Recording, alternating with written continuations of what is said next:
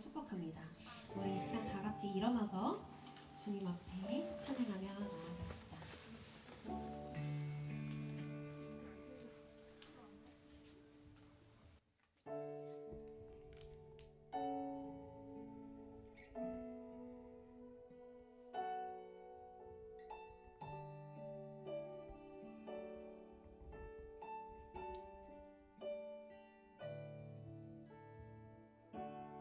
이제 합심하여 우리 예배를 합시다.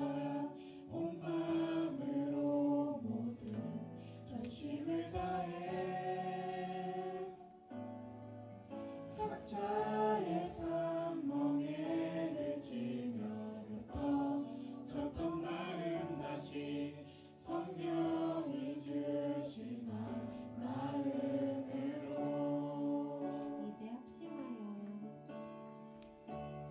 이제 합심하여 우리 예배를 합시다.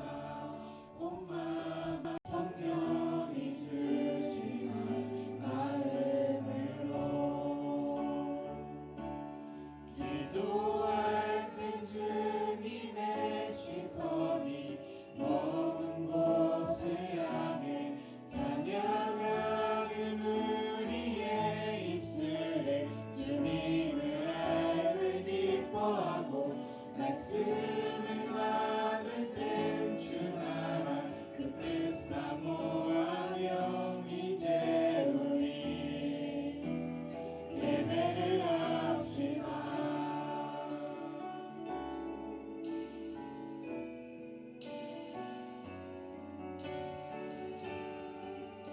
이 시간 가사를 묵상하며 다시 한 번 더 찬양하겠습니다. 이제 합심하여 우리 예배를 합시다. 온 마음으로 모든 전심을 다해 각자의 삶 멍에를 지며부터 쳤던 마음 다시 성령이 주시는 마음으로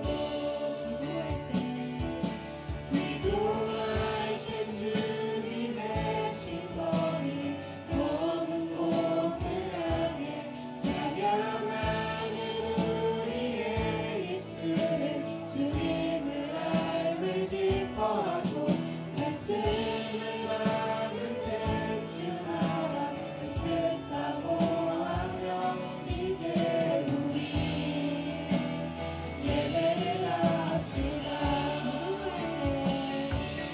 기도할 땐 주님의 시선이 머문 곳을 향해 찬양하는 우리의 입술에 주님을 알고 기뻐하고 말씀을 나눌 때 주나라 이 뜻 사모하며 이제 우리 예배를 합시다.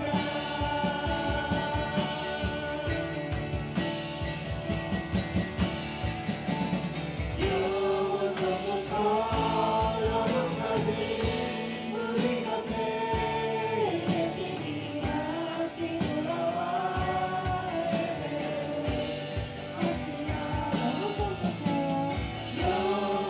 영원부터 영원까지 우리 곁에 계시니 다시 돌아와야 돼. 합시다. 영원부터 영원까지 우리 곁에 계시니 다시 돌아와야 돼. 합시다. 이제 합심하여 우리 예배를 합시다. 온 마음으로 모든 전심을 다해 각자의 삶 멍에를 지며부터 쳤던 마음 다시 성령이 주신 마음으로 합심하여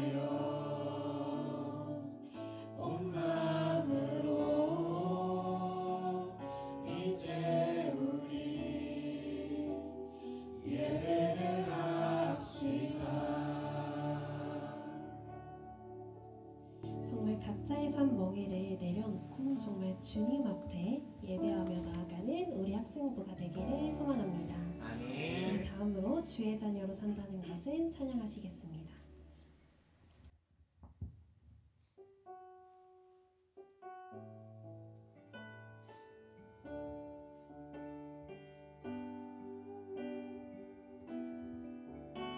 주의 자녀로 산다는 것은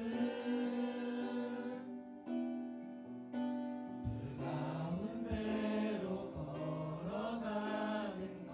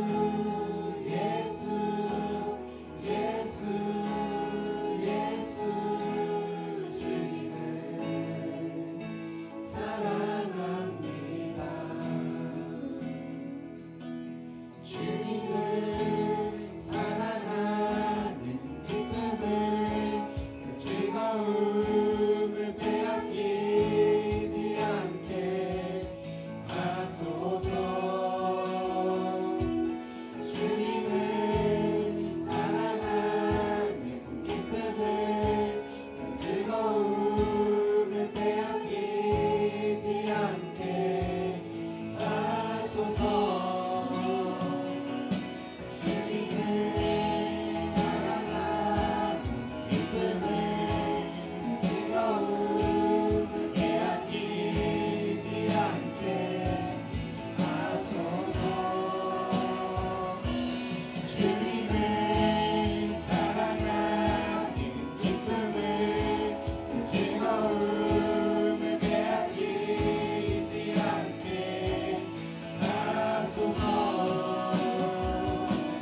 예수 예수 예수 예수 주님을 사랑합니다. 예수 예수 예수 예수 주님을 사랑합니다. 호산나 호산나 어서 오소서.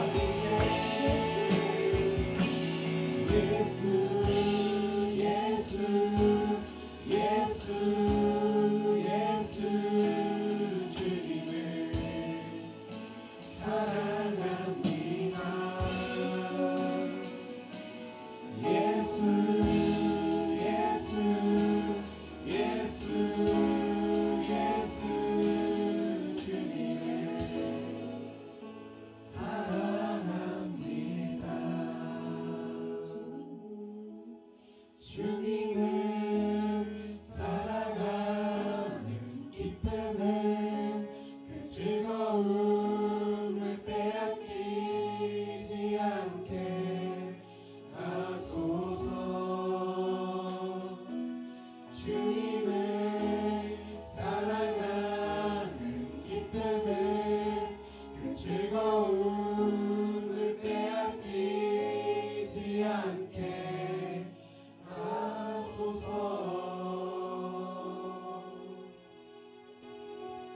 우리 이 시간 다 같이 기도하기를 원하는데요. 정말 주님을 사랑하는 그 기쁨을 그리고 그 즐거움을 빼앗기지 않게 해달라고 기도하였으면 좋겠습니다. 우리 동계 캠프도 얼마 남지 않았고 또 새로운 환경에 입학하게 되는 그런 친구들도 많습니다. 우리가 그 시간들을 정말 기도로 준비해야 된다는 생각이 많이 들었어요. 정말 우리가 하나님 안에서 하나님을 바라보아야지 세상을 또 주님 안에서 섬길 수 있다고 생각합니다. 우리가 그 세상 속에 나아갔을 때 정말 주님의 자녀로 산다는 것은 무엇인지, 그리고 또 우리가 하나님을 얼마나 생각하고 또 하나님을 사랑했을 때 우리에게 주어지는 그 달란트와 그리고 우리를 통하여서 또 한 영혼을 살릴 수 있는 그 지혜가 얼마나 우리에게 주어지는지 함께 정말 기도하며 그 달란트와 그 지혜를 달라고 다 같이 기도하였으면 좋겠습니다. 우리가 이 모든 시간들을 정말 기도로 준비하며 나아갈 수 있도록 도와주시옵고, 정말 세상이 우리가 지는 것이 아니라 정말 주님의 사랑을 보며 주의 자녀로 살아갈 수 있게 해달라고 다 같이 주의 한번 부르시고 기도하시겠습니다.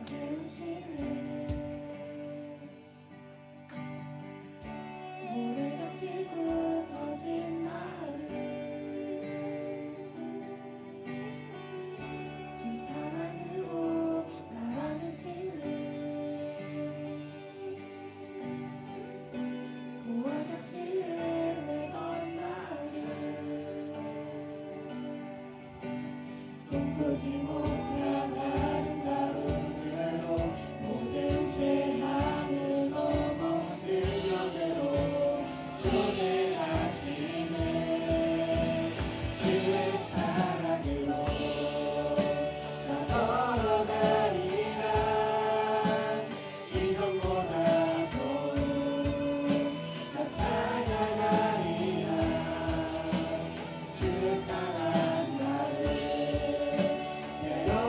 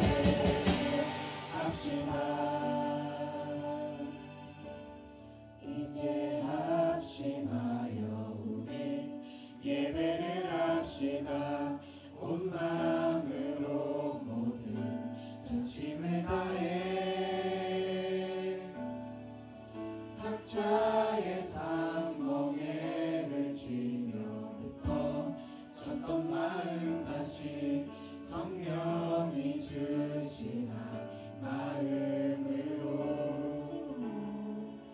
합심하여 온 마음으로 이제 우리 예배를 합시다. 이 찬양의 고백이 정말 우리 삶의 고백이 되기를 소망합니다. 이 시간 다 같이 독도하심으로 예배를 나아가도록 하겠습니다.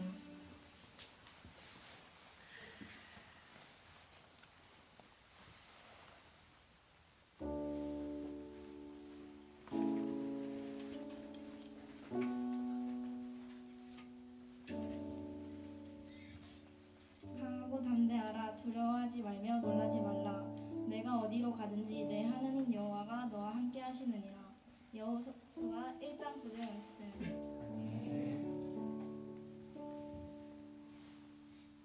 다 같이 우주의 당신 앞에를 부르시겠습니다.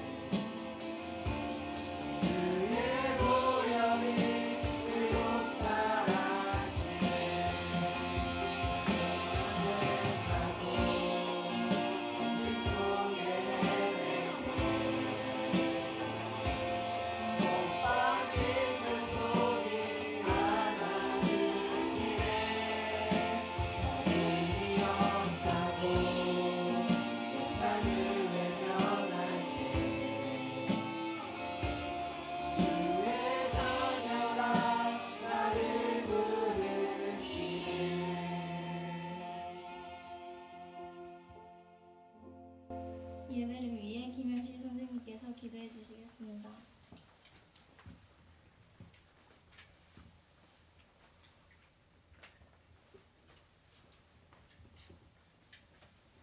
기도하겠습니다.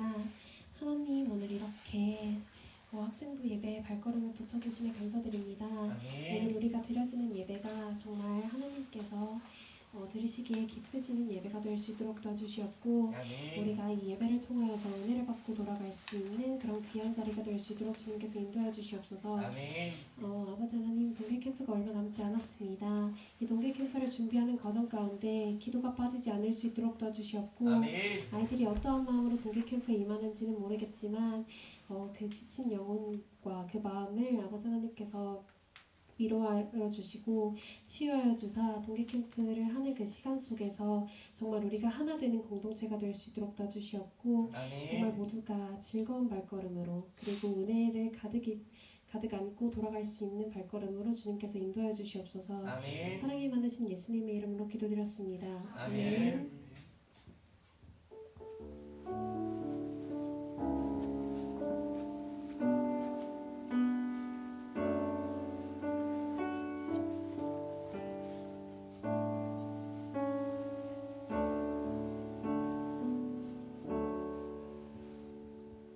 이성규 목사님께서 말씀 전해주시겠습니다.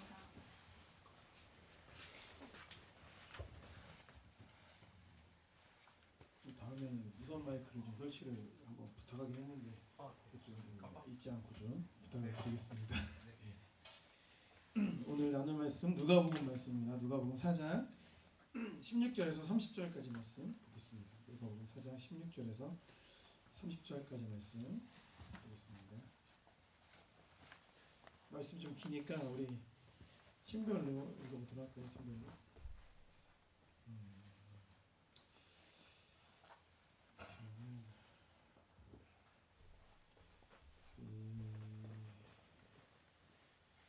제가 읽고 짜장 팀이 먼저 읽고 하이팀 이하정 팀 순으로 우리 공부하도록 할게요. 예수께서 그 잘하신 곳 나사렛에 이르사 안식일에 늘 하시던 대로 회당에 들어가사 성경을 읽으려고 서심해 선지자 이사야의 글을 드리거늘 책을 펴서 이렇게 기록된 데를 찾으시니 곧 주의 성령이 내게 임하셨으니 이는 가난한 자에게 복음을 전하게 하시려고 내게 기름을 부으시고 나를 보내사 포로된 자에게 자유를 눈먼 자에게 다시 보게 함을 전파하며 끌린 자를 자유롭게 하고 주의 은혜의 해를 전하게 하려 하심이라 하였더라. 책을 덮어 그 맡은 자에게 주시고 앉으시니 회당에 있는 자들이 다 주목하여 보더라. 이에 예수께서 그들에게 말씀하시되 이 글이 오늘 너희 귀에 응하였느니라 하시니 그들이 다 그를 증언하고 그 입으로 나오는 바 은혜만을 놀랍게 여겨 이르되 이 사람이 요셉의 아들이 아니냐. 예수께서 그들에게 이르시되 너희가 반드시 위하여 너 자신을 고치라 하는 습관을 인용하여 내게 말하기를 우리가 들은 바 가버나움에서 행한 일을 내 고향 여기서도 행하라 하리라. 또 이르시되 내가 진실로 너에게 이르노니 선지자가 고향에서는 환영을 받는 자가 없느니라. 내가 참으로 너희에게 이르노니 엘리야 시대에 하늘이 3년 6개월간 닫히어 온 땅에 큰 흉년이 들었을 때에 이스라엘에 많은 과부가 있었으되 엘리야가 그중 한 사람에게도 보내심을 받지 않고 오직 시돈 땅에 있는 사렙다의 한 과부에게 뿐이었으며 또 선지자 엘리사 때에 이스라엘에 많은 여자가 있었으되 그 중에 한 사람도 깨끗함을 얻지 못하고 오직 수리아 사람 나아만 뿐이었느라. 회당에 있는 자들이 이것을 듣고 다 크게 화가 나서 일어나 동네 밖으로 쫓아내어 그 동네가 건설된 산 낭떠러지까지 끌고 가서 밀쳐 떨어뜨리고자 하되 예수께서 그들 가운데로 지나서 가시니라. 아멘. 네, 오늘 본 말씀 중심으로 하나님을 절벽으로 몰아가지 말라 하는 제목으로 말씀 나누겠습니다. 우리 앞뒤 옆사람 인사 나눠볼게요. 네, 반갑습니다. 네, 진짜 반가운 거 맞아요? 네, 반갑습니다. 좋네요. 오늘은 되게 좋은 날이더라고. 팀 활동을 보니까 맛있는 간식이 많은 날이에요, 여러분. 기대가 되죠? 와. 정말 기대가 됩니다. 기대가 돼요. 약간 지난주 설교 혹시 기억나요? 지난주 설교? 난 좀 기억난다. 학생들 중에 지난주 설교 혹시 기억난다. 아무도 없어요? 하은이 기억나요? 하은이 기억나요? 살짝. 말씀을 어디에 두라고 했어요? 마음에 두라고 했어요. 그죠? 그러니까 누군가를 이제 얼마큼 아느냐 이런 내용을 얘기했잖아요. 오늘도 사실 그런 맥락이어서 말씀을 드린 거예요. 테스트 하려기보다 우리는 가까운 사람일수록 그 사람에 대해서 이제 잘 안다고 생각을 하죠. 그렇지 않아요? 가까운 사람일수록 잘 안다고 생각을 하는데 물론 실제로 당연히 더 잘 알죠. 그런데 가깝다고 해서 무조건 다 잘 아는 건 아니야. 그렇잖아요. 그러니까 물론 특별한 친한 사이면 점점 시간이 지날수록 관계가 깊어지면서 알미 더 깊어지지. 그런데 일반적으로 이런 관계를 봤을 때 어느 정도는 조금 아는데 그 정도 관계 이상 더 알아가지지 않는 느낌이랄까.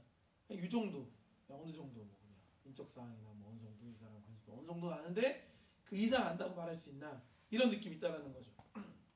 그렇기 때문에 오히려 가까이 있는 사람이기 때문에 그 사람의 진면목을 모르고 평가 절하는 경우가 있다라는 거.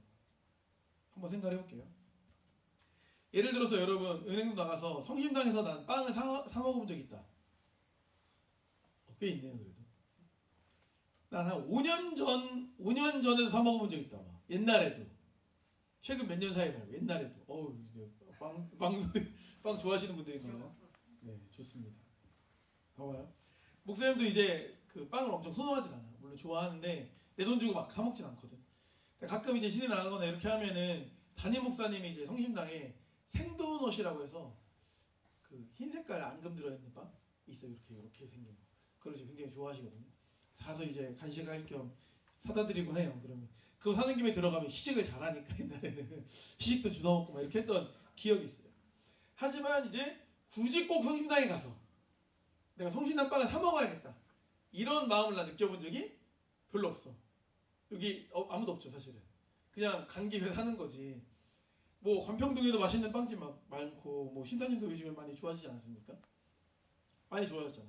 실제로 목사님도 옛날에 한동안 뭐 성심당이 막 유행이었던 적이 있어요. 목사님 어릴 때도 유행이다가 갑자기 이제 뭐가 생겨났냐면 파리바게트라는 애들이 막 공격하기 시작했어. 그리고 그 친구 뚜레쥬르. 그러니까 약간 뭔가 프랜차이즈 빵집들이 생기면서 사실은 성심당이 굉장히 위기였어. 기억이 날지 모르겠지만 되게 이제 망하겠다. 예전에 우리 교회 성도님이었는데 대전역 앞에 로마 베이커리라고 있어. 로마 베이커리. 몇 명 친구들한테 내가 말했던 적이 있는 것 같은데 당시에 대전에 유명한 빵집 하면 로마 베이커리하고 성심당이었어. 그 정도로 약간 완전 입지가 너무 좋았어. 성심당에 비해서 입지가 좋고 막 되게 잘 되는 빵집이었는데 아무튼 그 집 아들도 우리 교회 다니고 했었어요. 충대 의대 수석 들어가고 그랬던 형이에요. 똑똑한 선진형이라고 일렉 치고 막 이랬던 형인데 사랑의 아픔으로 떠났어요. 갑자기 또 이제 반주자와 뭔가 서로 약간 좋았는데 반주자는 약간 그 드라마 주인공처럼 약간 이제 좀 가난한 집이야. 이 집안에서 받아들일 수가 없어. 막 의사 우리 아들을 줄 수가 없다. 이런 분위기지. 이런 분위기여서 이 반주자분이 최근 모 선생님처럼 송구경신 예배 때 무단 예배 빵꾸라고 사라져버렸어요. 연기처럼.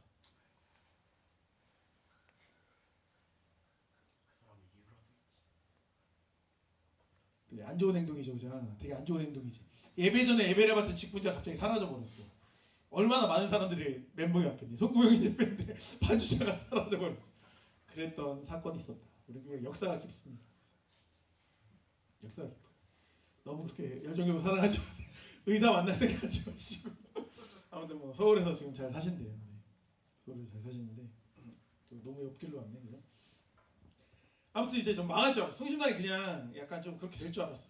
근데 어느 순간 약간 입소문이 나면서 방송을 타기 시작하면서 갑자기 대전의 상징처럼 어느 순간 대전은 뭐 성심당 빼면 뭐 갈 게 없다 뭐 이런 식으로 하면서 갑자기 어떻게 된 거야? 급 부상을 하게 된 거야. 그러니까 우리는 잘 모르지만 목사님도 서울 다니고 할 때 그냥 학교 앞에 있는 파리바게트에서 그냥 롤케이크 사가지고 가는 거랑 여기서 순수로를 사가지고 가는 거랑 가격은 똑같거든. 12,000원인가 얼마 똑같거든. 근데 반응이 달라. 반응이 달라. 너 어떻게 하니? 어떻게 하니? 반응이 달라요. 사람들이 타 지역 사람들이 성심당빵을 사다 주면 좋아해 안 좋아해? 좋아해. 심지어 막 튀긴 소보로 사달라고 부탁하고 막 이런 경우도 있었어. 그러니까 우리 대전 사는 사람들은 뭐야? 성심당에 대한 그런 가치와 그런 괜찮음을 평가절하했던 거지. 잘 몰라봤던 거지. 얘가 이 정도로 괜찮은지 몰랐던 거야. 알고 보니까 전국적으로 비교했을 때 이 정도 퀄리티, 이 정도 가격이고 이 정도 약간 마음을 담아서 이렇게 하는 철학이니 뭐니 복지니 뭐니 뭔가 기업가의 그런 모든 게 다 사실 괜찮았던 거지. 그러니까 좋게 평가가 되고 지금도 막 굉장히 인기가 있지 않습니까? 지금 막 가면 항상 줄 서 있더라고. 사고 싶어도 사야 못 사요. 돈 있어도 잘 못 사는 상황이 이제 돼버린 거예요. 빵이 없어서 못 파는 상황이 되었다라는 거. 가까이 있었지만 그 정도의 가치를 알아보지 못한 거지. 이런 사례는 많아요. 목사님이 서울에 있을 때도 동네에 빵집이 하나 있었어. 동네에 빵집이 하나 있었는데 낙성대 쪽이었는데 서울대에 들어가려면 거기서 마을버스를 타야 되는 그쪽이에요. 근데 거기에 이제 맘모스 빵이라고 빵이 맛있어. 양도 많고 막 크림도 잔뜩 들어있고 막 잼도 많이 들어있고 막 그래서 종종 가서 사 먹었던 빵집이 있거든요. 그리고 이제 약간 늦게 가면은 떠리로 해가지고 20% 세일하고 해가지고 제가 자주 이용했던 빵집인데 그냥 나쁘지 않았어요. 좋은 빵집이었는데 나중에 이제 대전 내려서 몇 년 지나고 나서 보니까 그 빵집이 서울에서 유명한 빵집으로 소문이 난 거예요. 그리고 설교 준비할 때 다시 한번 검색을 해봤더니 지점이 2개나 생겼어. 하나는 백화점에 들어가고 하나는 아예 건물을 올렸더라고. 2층짜리 이수역 쪽에. 그냥 진짜 작은 빵집이거든. 진짜 뭐 빵 굽는 나라 정도밖에 안 해. 동네 빵집이었는데 갑자기 그렇게 막 몇 년 사이에 기업이 되어버렸어. 기업이. 가까이 있어가지고 걔 평가를 몰랐던 거지. 걔가 예를 들어 막 무슨 방배동 소래마을에 있는 나폴레옹 제과점 같은 빵집이었으면 내가 대단하다 이렇게 했겠지. 하지만 이제 약간 너무 근처에 있고 손쉽게 접할 수 있고 이런 이제 빵집이다 보니까 그냥 만만하게 생각했는데 알고 보니까 굉장히 맛집이고 이렇게 소문이 나서 기업이 되어 버렸다라는 거예요. 그러니까 그 빵집의 능력을 목사님이 알아보지 못했던 거지. 무슨 말이냐? 이처럼 가까이 있는 사이지만 그 사람이 진면목을 알지 못하는 경우가 꽤나 있을 수 있다는 거지.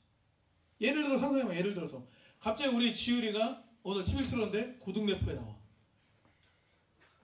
깜짝 놀라겠지. 나도 얼마나 깜짝 놀라겠어요. 그치? 막 거기서 막 랩을 막 해봐. 지율이가 친구들하고 말 많이 할 때 보면 진짜 나는 깜짝 놀라요. 말을 너무 잘해가지고. 아니면 갑자기 지율이가 이제 고3 원서 쓰는데 갑자기 부름을 받았다고 신학과를 가겠대. 내 안에 예수님이 있대 막. 그럼 사람들이 놀라겠어요? 안 놀라겠어요? 벌써 놀랐잖아요. 상상만 해도 놀랐잖아요. 그죠? 사람들이 놀라는 거지. 상상을 해보는 상상을. 무슨 말이냐면 우리가 겉으로 보기엔 잘 모른다니까. 얘 안에 이 사람들 안에 뭐가 있는지. 근데 그게 이제 잠재되어 있을 수 있다라는 말씀을 드리고 싶은 거예요. 그러니까 이처럼 우리는 보이는 것만으로 그 사람을 판단하고 규정하고 이렇게 약간 묶어놓을 필요가 없다는 거지. 예수님이 그렇다는 거예요. 예수님이. 오늘 본문을 보니까 예수님이 고향에서 예수님을 배척하는 내용이 나와요. 그러니까 복음서 말씀을 보면은 기본적으로 예수님에 대한 이야기가 나오는데 예수님의 전생에 대한 이야기가 나오는 게 아니야. 굉장히 일부분만 나오지. 예수님이 어떤 생에 대한 부분만 나와요? 공생에. 몇 년이에요? 3년 기간 동안 내용만 나오는 것을 볼 수 있어요. 그러니까 예수님께서 나오지 않는 아주 잠깐 나오긴 하지만 뭐 청소년 시기, 청년 20대 시기 그런 시기에 예수님이 어떻게 어떤 삶을 사셨는지 우리는 알 수 있어 없어요? 알 수가 없는 거죠. 알 수가 없어요. 근데 확실한 건 뭐냐? 동네 사람들의 반응을 보니까 그 당시에 30살 이전에 예수님을 봤을 때 특별한 걸 동네 사람들이 알았다 몰랐다?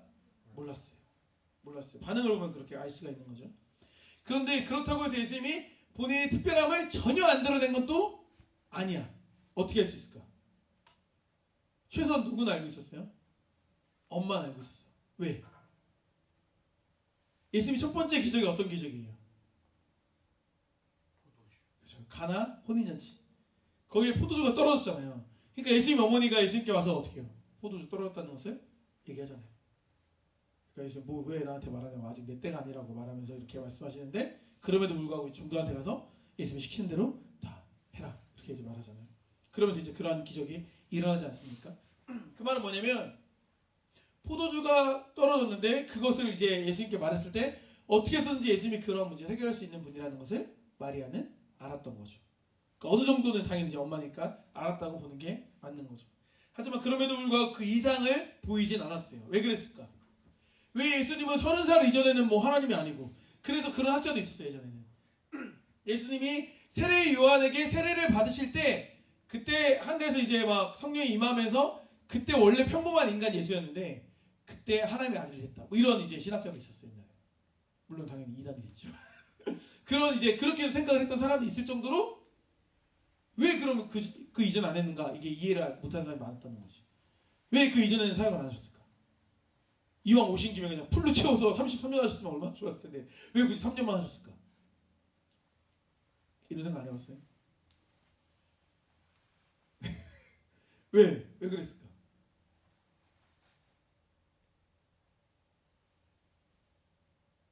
네, 봐봐요. 예수님은 다 때가 있을 때 시기가 있다는 얘기예요. 30살부터 활동하신 이유는 그 당시뿐만 아니라 이제 이스라엘의 그런 어떻게 보면 전통 같은 거. 예수님이 이 땅에 오셔서 하신 사역을 세 가지 사역이라고 말해요. 그걸 삼중직이라고 하는데 뭐죠? 예수님이 이 땅에 뭐로 오셨죠? 왕으로 오시고 제사장으로 오시고 선지자로 오셨어요. 그걸 예수님의 삼중직이라고 해요. 삼중직. 세 가지 역할을 가지고 오신 거예요. 예수님께서. 근데 이제 대제사장으로 오셨으니까. 근데 대제사장의 특징은 뭐냐면 나이가 있어. 나이. 기준치가. 30살이 돼야 대제사장이 될 수 있어요. 그때부터 본격적인 사역을 할 수 있는 거예요. 그러니까 예수님께서 제사장적 사역을 가지고 오셨기 때문에 당연히 그 나이를 뭔가 이제 그 우주의 섭리와 또 이스라엘 백성들이 그런 여태까지 나왔던 그런 계율과 질서를 맞춰서 이제 역사를 하신 거지. 30살을 맞춰서. 그래서 사실 어떻게 보면은 우리나라에서 목사가 되는 거, 목회자가 되는 것도 그 스케줄에 거의 맞아요. 4년제 대학을 나오고 남자 같은 경우로 군대 한 2년 다녀오고 그 다음에 MDB로 목회학 석사를 3년 해야 되고 그 이후에 이제 뭐 전도사고시, 강도사고시 패스하고 강도사로서 최소한 1년 이상을 또 사역을 해야 돼. 뭐 약간 실습같이. 그 기간을 지나면 이제 목사고시 응시 자격이 주어져서 목사 시험을 볼 수 있고 그 다음에 이제 안수를 받을 수 있는데 보통 일반적으로 그냥 안 쉬고 다다다닥 가면은 30살에 목사 안수를 받을 수 있어요. 약간 그거를 뭔가 맞췄나 싶은 생각이 있을 정도로 그렇게 돼요. 근데 대부분 30살에 목사 안수 받는 사람은 거의 없긴 하지. 90%는 안 받는다고 봐야 돼요. 10% 이내였던 것 같아요. 바로 받는 사람들은. 아무튼 이제 그렇게 목사 안수를 받게 되는 거죠. 그러니까 30살이라는 나이가 가지고 있는 상징성이 있어. 그럼 대제사장적 사역만 그러냐? 그렇지도 않아요. 생각해보세요. 다윗 왕이 기름 부음은 어릴 때 받았지만 실제로 왕이 된 나이, 통일 이스라엘 왕국의 왕이 된 나이는 30살이에요. 요셉이 애굽의 총리가 된 나이도 30살. 그러니까 30살에 가지고 있는 성경적인 상징성이 분명히 있다라는 거죠. 그래서 예수님도 예수님의 그런 스케줄에 따라서 때에 따라서 사역을 하시고 역사를 하셨다라는 거죠. 그때때로 주님께서 이끌어 하셨던 것을 볼 수 있다라는 거예요. 그래서 30살 이전에는 예수님이 본격적으로 사역해야 될 그 시기가 아니기 때문에 사역을 안 하신 거지. 절제하신 거지. 때가 아니니까. 예수님이 능력이 없어서 아니면 그때는 예수님이 아니어서 뭐 그런 이제 이상한 얘기는 말이 안 되는 거예요. 그때 시기가 아니어서 그랬다라고 이제 우리가 알 수 있는 거죠. 그렇기 때문에 동네 사람들은 다 그냥 예수님이 요셉의 아들, 요셉의 직업이 뭐예요? 목수. 목수 아들로만 여겼다라고 우리가 이해할 수 있는 거예요. 그랬던 그가, 그렇게 평범했던 그가 성경 말씀을 갑자기 증거하기 시작하는 거예요. 해석하기 시작하는 거예요. 처음에 그들도 놀람으로 반응해요. 누가복음 4장 22절 말씀 보니까 그들이 다 그를 증언하고 그 입으로 나오는 바 은혜로운 말을 놀랍게 여겨 이르되 이 사람이 요셉의 아들이 아니냐? 어떻게 이런 놀란 말을 하지? 이 사람 그 목수 아들 아니야? 이렇게 말을 하는 거죠. 근데 그렇게 놀라긴 놀랐지만 그들 마음 가운데 여전히 뭐예요? 예수님을 인정하고 싶지 않은 거예요. 예수님을 그렇게 인정하고 싶지 않은 거예요. 그러한 그들의 마음을 예수님이 아셨어요. 그래서 엘리야와 엘리사의 이야기를 하면서 선지자가 고향에서는 환영을 받지 못한다라는 말씀을 하신 거예요. 사실 근데 이 말이 엄청 욕도 아니죠. 야 그래 뭐 원래 출신을 알아봐 주는 게 아니야. 이런 말씀을 하신 건데 사람들이 어떻게 반응합니까? 4장 28절 29절 말씀 보니까 회당에 있는 자들이 이것을 듣고 다 크게 화가 나서 동네 밖으로 예수님을 막 쫓아내면서 낭떠러지까지 끌고 가서 예수님을 밀어서 죽여버리려고 해요. 미친놈들 같이 그치? 미친놈들 정상이 아니잖아. 아니 그 정도 화를 했다고 죽이려고 화를 내? 약간 이해가 안 되죠. 이게 사람의 완악함인 거예요. 뭐냐? 내가 나보다 되게 못하다고 생각하는 사람이 나보다 굉장히 잘 나가. 그럼 기분이 좋을까 안 좋을까? 좋을까 안 좋을까? 그냥 내가 심부름이나 시켰던 애가 갑자기 막 사장이 돼가지고 막 내가 막 겨우 기업에 입사했는데 알고 보니 걔가 막 사장이야. 이런 기분이 좋아 안 좋아?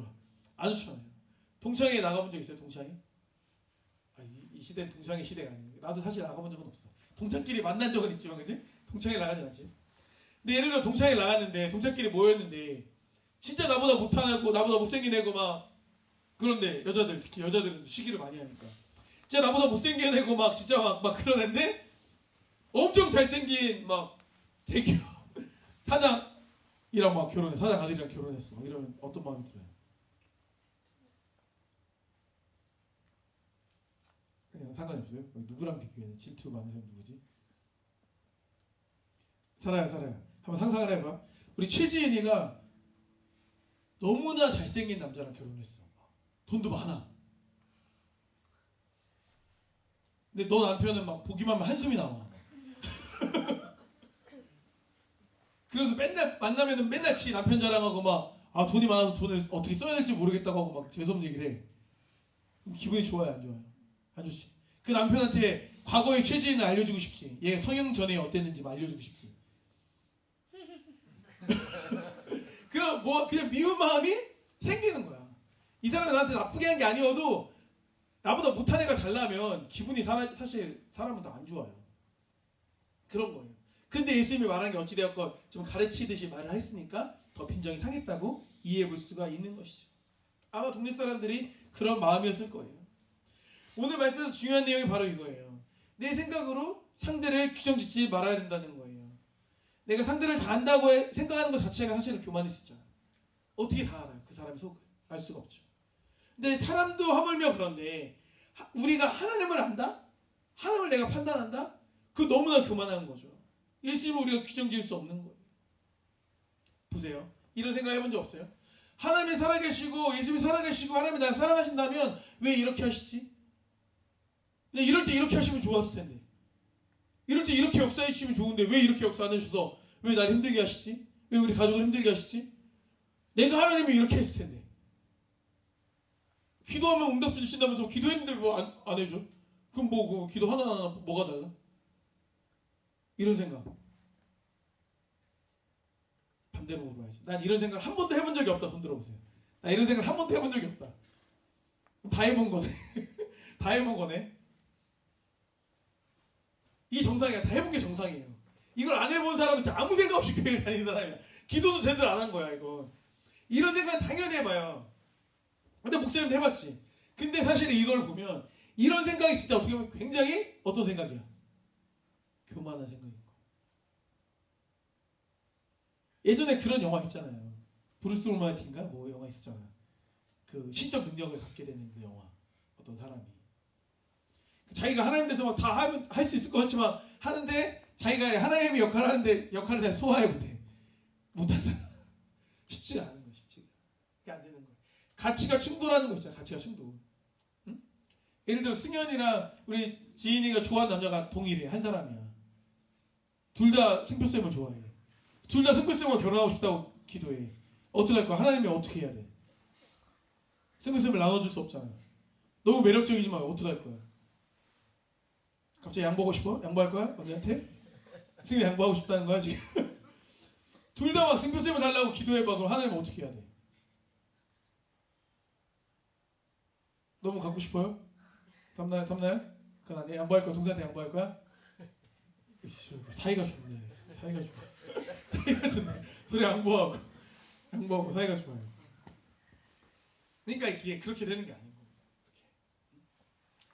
하나님이 응답하시고 하나님이 이끌어가시고 하나님 통치하시는 것을 내 관점에서 보면 그게 어리석어 보이고 되게 미련해 보이고 되게 너무 느린 것 같고 이게 베스트가 아닌 것 같은 생각이 들 때가 있어. 근데 이제 시간이 지나면 결국에는 돌아봤을 땐 그게 베스트야. 그러니까 넘어짐이 있었어. 어려움이 있었어. 근데 그 어려움을 경험 안 했으면 더 큰 어려움이 있을 수도 있는 거야. 그 더 큰 어려움을 피하기 위해 작은 어려움을 주셨다. 그럼 감사한 거지. 하나님의 뜻을 우리가 다 판단할 수 없다니까. 저는 그런 말도 했어요. 최근에 우리가 비전트 할 때 작은 사고가 있었지만 승표쌤하고 그런 얘기를 했어요. 만약에 승표쌤이 그런 이제 작은 사고로 하루를 시작하지 않았으면 승표쌤이 사실은 그냥 편안하게 운전하는 스타일이니까 더 큰 사고가 났을 가능성이 훨씬 더 있어요, 없어요? 있지. 그 뒤에 있는 차도 안 보일 정도면 안 보이면 계속 안 보이는 거니까 더 큰 사고 날 수도 있는 거잖아요, 그죠? 근데 약간 사고로 하루를 시작하니까 긴장을 하게 되고 또 주변에 타는 선탑자들도 더 긴장을 맥스로 한 상태에서 돕고 안심하고 자고 이렇게 잠이 안 오잖아요, 저 불안해서. 그러니까 서로가 뭔가 이제 긴장감이 다 올라가가지고 그 하나의 나비 효과로 인해 모든 운전자가 다 긴장을 받쳐가고 운전해서 아무 사고 없었잖아. 굉장히 사실 사고가 날 법한 날이었는데. 그러니까 그건 일어나지 않는 일이지. 하지만 하나님의 관점에서 우리가 한번 생각을 해보는 거야. 하나님이 우리를 사실은 가장 사랑하시고 가장 좋은 쪽으로 가장 안전한 쪽으로 이끄시는 분이라고 우리가 믿는다면 아 경고를 하신 거구나. 아 니네 조심해야 돼. 오늘 위험한 날이야. 사인을 주신 거구나. 이렇게 알 수 있는 거지. 우리가 차가 멈춰서 고생하고 밀고 고생했지만 그런 멈춤의 경험을 안 하고 차가 잘 나가다 갑자기 확 미끄러워서 낭떠러지로 떨어졌으면 어떻겠어. 차가 이렇게 멈추는 경험을 했으니까 아 진짜 미끄럽네 큰일 나겠네를 생각하니까 조심했지. 괜찮은데 하다가 그냥 커브 들다가 이렇게 막 이렇게 했어 막 얼마나 그럼 서로 힘들어요, 그죠? 상상을 해, 상상. 그거에 비하면 그 좀 민 게 뭐 대수라고 그죠? 그냥 힘들었지만 이 정도로 사인으로 가면 어때? 좋다라는 거지. 농담이 아니라 GSM 차도 그랬어요. GSM 차 우리 다 같이 밀어서 올라갔지만 그 영상 마지막 보면 알겠지만 올라간 다음에 이렇게 돌았어 차가. 올라간 다음에 쓱 이렇게 돌더라고. 근데 만약 그렇게 안 밀고 GSM 신나게 쑥 올라가서 거기 커브 돌 때 붕 하면서 이렇게 다시 펜션 쪽으로 또 빠질 수 있는 거야. 차 운전하는 사람이 이해할 거야. 알지? 각도가 이렇게 하니까. 근데 이렇게 빠지면서 붕 이렇게 갈 수 있다는 거야 차가. 이렇게 가다 이렇게 빠진다는 얘기지. 차가 이렇게 밀리더라고. 그때 올라갈 때. 그렇게 해서 이렇게 거기에 낭떠러지잖아. 이렇게 밀렸다고 해봐. GSM 차 탈 예정자 누구였어 그날? 둘째 날 GSM 차 탄 사람들 누구야? 할렐루야. 거기서 걸쳐있는 야, 상상하면 끔찍하지. 근데 오히려 가면 멈추는 거. 마치 그렇죠? 발람이 이렇게 나아갈 때 이스라엘 저주라고 나아갈 때 나귀가 가요 안 가요? 나귀가 안 가. 이놈의 나귀 새끼 왜 안 가? 왜 안 가? 안 가. 왜 안 간 거예요 나귀가? 하나님의 사자가 칼을 빼들고 발람의 하나님 원치 않는 길을 가니까 오면 죽여버리려고 이렇게 하고 있었던 거야. 그러니까 나귀가 근데 눈을 열고 봤던 거야. 왜 못 간 거야? 성경에서 하여튼 재밌는 얘기인데 나귀가 입을 열어갖고 발람한테 뭐라 한마디 하잖아. 이게 좋게 표현해서 그렇지 아마 그냥 직역하면 그럴 거야. 아 이 새끼 진짜 짜증나게 너 내가 구해준 거야 이렇게 말하지 않았을까요? 진짜 뭣도 모르는 놈이네 이거 이제. 야 너 그냥 너 나 아니었으면 죽었어 이렇게 하지 않았을까요? 미끄러지기 전에 차를 멈추었다고 생각할 수 있다라는 거지. 그러니까 그렇게 생각하면 너무 은혜로운 거. 이게 세상 사람들은 야 그 뭐냐 그냥 너 그냥 자기 위로지, 자기 합리화지 이렇게 생각하겠지. 뭐 이상한 생각이라고 할지 모르겠지만 우리 믿음의 눈으로 바라보니까 이걸 바라볼 수가 있는 거예요. 실제로 그래요. 하나님은 누구보다 우리를 사랑하시는 분이시잖아요. 그걸 믿으세요?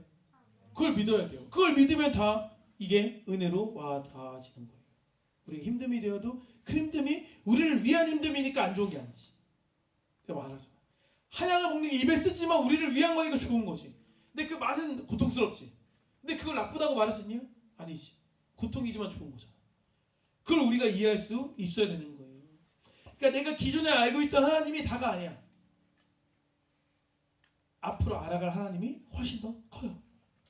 훨씬 더 커요. 그걸 우리가 받아들일 수 있어야 돼요. 근데 목사님이 오늘 말씀을 통해서 말씀을 여러분에게 드리고자 하는 이유는 뭐냐면 혹시라도 내가 하나님에 대한 부정적인 선입견이나 잘못된 생각, 갇혀있는 생각 하나님은 이런 분일 거야. 하나님은 이런 분이었어. 하나님은 예전에 나한테 이랬어. 이걸로 이런 하나의 경험과 하나의 생각으로 하나님을 너무 단정짓지 말라는 거예요. 왜냐면 그런 사람들 고생 많이 봤어. 내가 그래도 뭐 기도하라니까 기도하고 예배 시간에 기도하라니까 기도하고 했겠지. 기도해도 소용없는데? 기도해도 소용없던데? 라고 하면서 기도를 아예 평가절하해서 기도를 안 하는 사람도 꽤 있어. 안 들어줬다고 생각해서. 그건 마치 뭐 같냐면 공부를 난 나름대로 했는데 공부 성적이 안 나와. 그냥 공부해도 안 되던데 그냥 난 안 되나 봐. 포기하는 거랑 난 똑같은 것 같아. 지금 전교 1등한테 물어봐야지. 하나 그럼 돼요 안 돼요? 공부할 때 그럼 돼요 안 돼요? 공부한다고 해서 공부가 계단처럼 막 하는 만큼 하루하루 하는 만큼 이렇게 올라가 성적이? 아니지. 정체기가 있어 없어? 있는 거야 정체기가. 1등 말이니까 들으세요. 정체기가 있어. 해도 뭐 성과가 없고 그냥 맨날 동일한 거 갖고 막 안 올라 뭐 여전히 모르는 것 같아. 근데 하다 보면 어느 순간 확 올라가는 거야. 알겠어요? 이걸 우리가 이해할 수 있어야 되는 거예요. 하나님을 믿는 것도 마찬가지인 거예요. 하나님을 믿는 것도. 하나님을 우리가 이렇게 제한해서 믿으면 안 된다. 하나님에 대한 것을 우리가 생각을 열어놓고 믿을 수 있어야 된다는 거예요. 하나님을 나의 마음의 절벽으로 몰아가는 일을 하면 안 돼요. 내 생각으로 하나님을 부정하고 하나님을 외면하고 하나님 뭐 기도에 소용없다고 생각하면서 기도하지 않고 이렇게 가는 게 아니라 주님께서 응답하시는 그때까지 기도하는 거예요. 주님을 부르짖고 의지하며 나아가는 거예요. 그게 맞다라는 거죠. 그렇게 하나님을 온전히 알아가는 우리가 되어야 합니다. 하나님의 일하심은 우리 생각과 다를 수 있어요. 하지만 최선의 길로 하나님은 우리를 인도하세요. 하나님을 우리 기대와 생각에 가둬두지 않고 더욱 깊이 알아가며 신뢰하는 믿음을 키우는 우리 학생부 친구들 되기를 주님으로 축복합니다. 아멘. 기도하시겠습니다. 아버지 하나님 감사드립니다. 동네 사람들은 예수님을 오래 봐왔습니다. 오래 알고 지냈습니다. 아 목수의 아들, 요셉의 아들, 아 그래 착해, 부모님을 잘 모시는 아들이야, 성실하게 일하는 사람이야, 이 정도의 이해로 예수님을 대했습니다. 그런 모습도 마찬가지로 맞는 말이지만 그것이 예수님의 본 모습이 아니었고 예수님이 전부가 아니었음을 오늘 말씀을 통해 보았습니다. 하지만 예수님의 본 모습을 알게 되었을 때 그들은 예수님을 온전히 받아들이지 못했고 그 결과 안 좋은 모습으로 예수님께 대응할 수밖에 없었던 것을 오늘 말씀을 통해 보았습니다. 우리 안에도 예수님에 대한 이해가, 우리 안에도 하나님에 대한 이해가 이렇게 왜곡되어 있을 수 있다고 생각합니다. 내가 경험한 하나님, 지금까지 내가 알고 있는 하나님을 판단으로 그게 하나님이 전부이냐 우리가 생각하고 그렇게 그러한 태도로 우리가 신앙생활을 할 수 있다고 생각합니다. 하지만 그게 아니라 하나님은 우리가 다 알 수 없는 존재임을 우리가 먼저 인정할 수 있도록 주여 인도하시고 날마다 하나님을 깊이 있게 알아가는 거에 마음을 쓸 수 있는 우리 학생부 친구들이 될 수 있도록 주여 인도하여 주셔서 그래야 해서 나의 과거의 부정적 선입견이나 나의 과거의 부정적인 어떠한 생각들이 하나님을 알아가는 데 걸림돌이 되지 않게 하여 주시고 진정 하나님을 알아가는 데 기쁨으로 나아갈 수 있는 우리 학생부 친구들 될 수 있도록 주님께서 인도하여 주시옵소서. 감사드립니다. 사랑하는 예수 그리스도의 이름으로 기도드립니다. 아멘. 같이 부모가 남은 길을 부르시겠습니다. 부모는 임지율 자매님께서 도와주시겠습니다.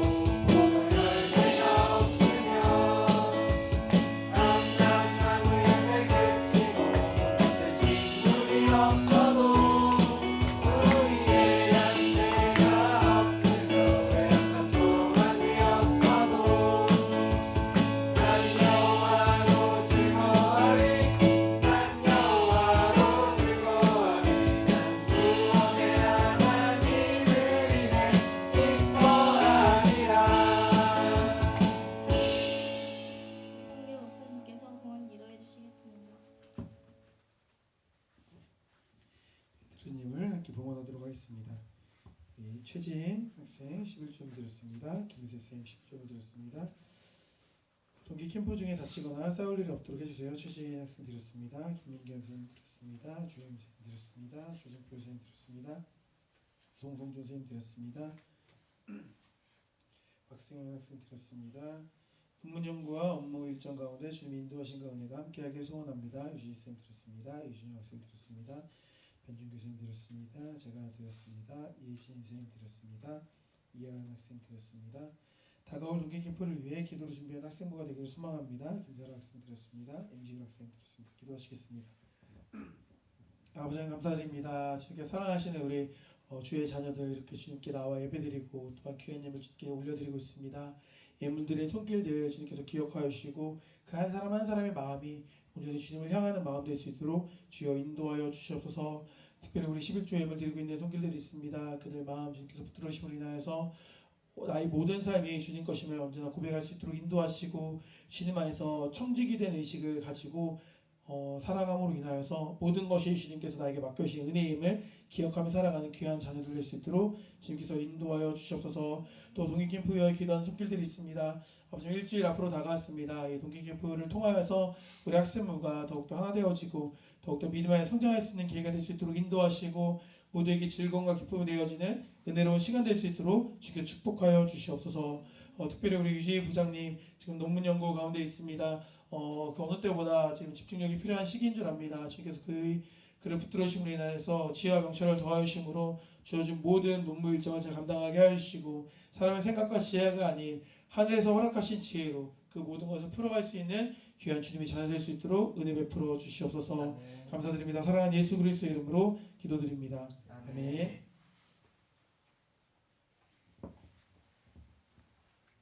유한결 총무님께서 광고 전해주시겠습니다.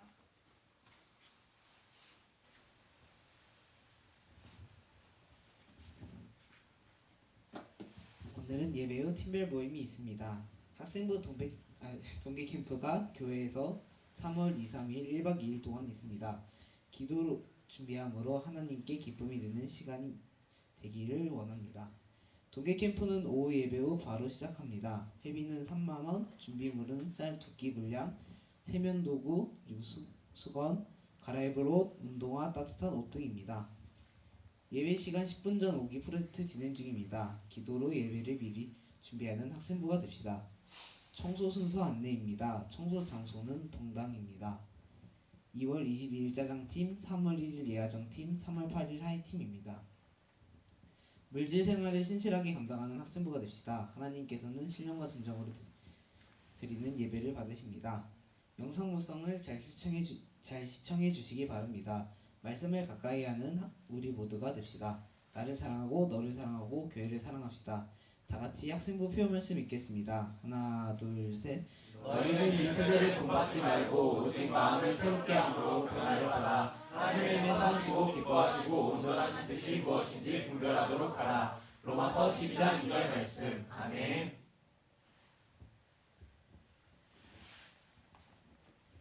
다같이 주기 동원하시겠습니다.